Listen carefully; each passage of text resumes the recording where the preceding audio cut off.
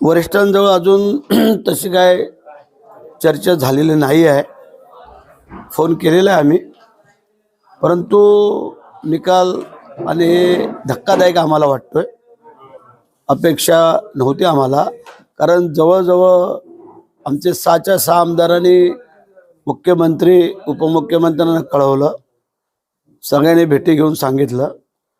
त्यानंतर जिल्ह्यामध्ये संपूर्ण वातावरण झालेलं होतं की पालकमंत्री भरत शेठ व्हावं म्हणून.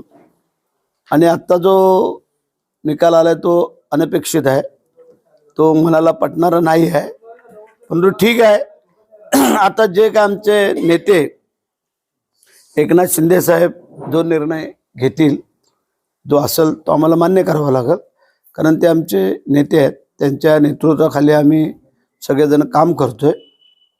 त्यांच्या मनात काय असेल किंवा काय तर ते सांगतील.